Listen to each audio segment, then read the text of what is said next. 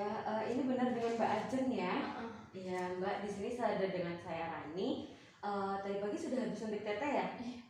Iya, jadi di sini saya akan memberikan sedikit informasi karena Mbak kan insya Allah mau nikah ya di bulan November. Nah, di sini saya akan memberikan informasi sedikit tentang apa itu kehamilan sehat, seperti itu. Sebelumnya Mbak sudah tahu tentang kehamilan sehat? Belum ya. Belum? Baik, di sini saya akan sedikit menjelaskan. Ini terburu-buru nggak? Enggak. Oke, boleh ya? Ya. Jadi tentang kehamilan sehat itu untuk memberikan informasi kepada Mbak apa itu tentang kehamilan sehat. Nah, di mana kehamilan sehat itu adalah Mbak mempersiapkan seluruhnya.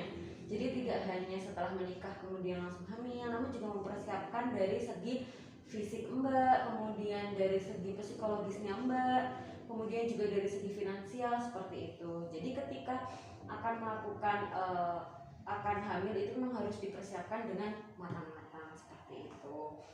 Nah, untuk beberapa persiapannya salah satunya ada persiapan psikologis. Persiapan psikologis itu gimana cara Mbak dapat menerima kehamilan itu. Jadi memang betul-betul kehamilan tersebut kehamilan yang diinginkan seperti itu. Ini rencananya mau setelah nikah memang langsung diprogram hamil ya? Iya.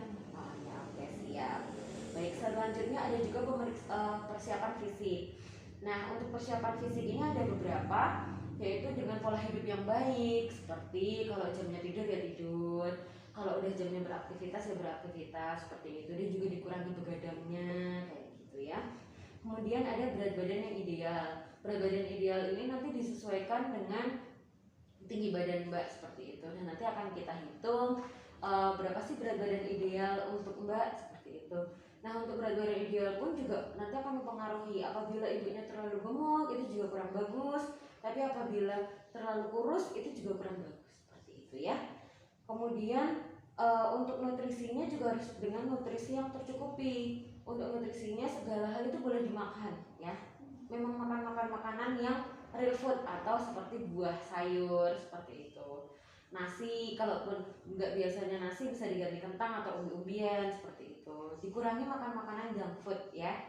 Sebaiknya seperti itu untuk mempersiapkan kehamilan. Dan pola makannya juga teratur. Kalau sampai sarapan ya sarapan, nanti siang makan siang, kemudian makan malam juga tetap dilakukan seperti itu ya. Kemudian untuk beberapa hal lagi Mbak bisa dengan cek kesehatan. Tadi kan sudah suntik teteh, itu juga merupakan salah satu programnya ya. Kemudian Mbak juga bisa melakukan tes kesehatan. Nah, tes kesehatan ini meliputi tes kesehatan dari mulai gigi, kemudian gizi, bisa ke bagian gizi, kemudian bisa tes kesehatan dari ada HIV atau enggak seperti itu. Kemudian di dalam tubuh itu banyak nanti cek kesehatan seperti itu ya.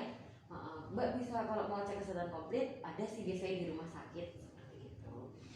Kemudian juga olahraga yang teratur. Olahraga yang teratur ini ya minimalnya seminggu itu 3 kali untuk olahraga teratur seperti itu. Kalau memang sudah terbiasa olahraga dengan yang seperti body workout seperti itu enggak apa-apa. Kalau memang belum terbiasa ya dari mulai jogging dulu seperti itu. Kemudian workout pelan-pelan seperti itu ya Mbak ya. Kemudian juga untuk hal-hal yang Mbaknya sering begadang? Kalau akhir-akhir ini sih Mbak, Akhir-akhir ini sering begadang. Oh, karena kan sibuk udah mau hamil. Iya ya, prepare ya. Bener. Begadang itu sebaiknya dikurangin ya Mbak ya. Jadi supaya selain memang persiapan di acaranya, tapi Mbak juga harus siap di diri Mbak. Kalau Mbak terlalu sering begadang nanti Mbak kecapean seperti itu kan. Oke. Terus selain itu juga ini kan rencananya kehamilan langsung ya. Jadi kalau memang akan hamil, rencananya program hamil langsung setelah pernikahan ya memang sebaiknya tidak menggunakan alat kontrasepsi seperti itu. Namun jika memang mau ditunda dulu ya sebaiknya menggunakan alat kontrasepsi gitu. Ada beberapa macam Mbak untuk alat kontrasepsinya seperti itu. Ya. Kemudian juga Mbak mempersiapkan lingkungan, seperti lingkungan itu kondisi di rumah seperti itu. Apakah lingkungan Mbak itu mendukung atau tidak, kemudian bersih atau tidak seperti itu. Kemudian selain lingkungan kebersihan atau tidak juga termasuk orang-orangnya. Nah, orang-orangnya itu bagaimana sih? Apakah selalu mensupport Mbak atau enggak? Seperti itu ya.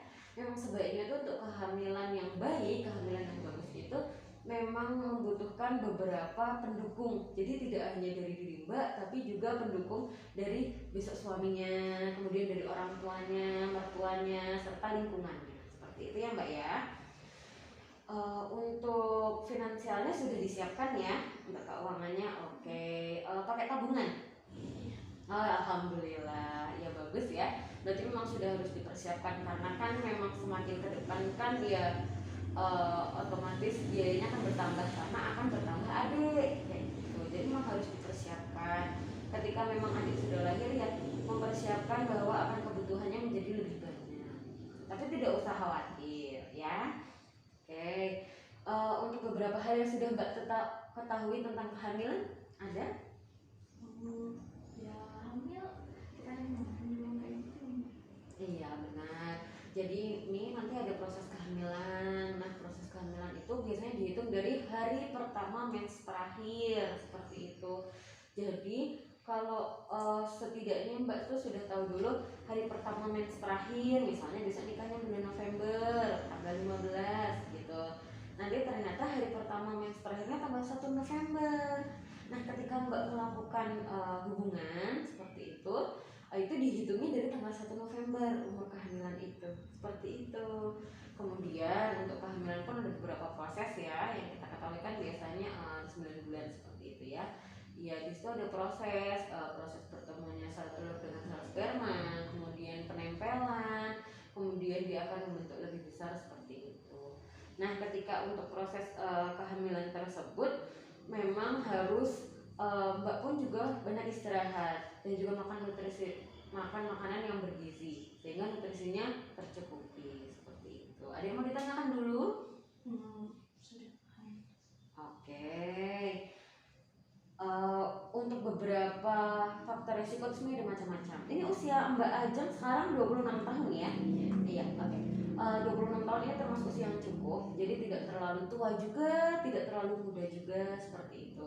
Itu juga termasuk usia yang matang, usia yang siap untuk kehamilan seperti itu. Karena ada beberapa faktor jika dia terlalu tua atau terlalu muda dalam kehamilan tersebut dapat menimbulkan beberapa resiko termasuk pada ibunya maupun pada janinnya seperti itu ya. Oke. Kalau misal pun ini sekarang besok mau langsung program hamil terus mau ada jarak lagi, monggo bisa datang ke sini lagi, nanti bisa konsultasi tentang HB. Oke. Ada yang mau ditanyakan dulu Mbak? Sudah? Ya, semoga besok acaranya lancar ya Mbak ya. Dikurangi begadangnya, banyak makan makanan yang sehat kayak gitu. Ya tadi ada beberapa hal Mbak yang harus dipersiapkan. Seperti kebutuhan finansial, kemudian kebutuhan psikologis seperti Iya benar sekali. Sip, berarti sudah paham ya. Oke, berarti untuk persiapan besok setelah menikah memang tidak hanya persiapan untuk resepsinya saja, tapi juga memang harus disiapkan dari fisiknya Mbak, mentalnya, kemudian nutrisi seperti itu ya. Sudah selesai yang mau ditanyakan? Iya baik, terima kasih ya Mbak ya.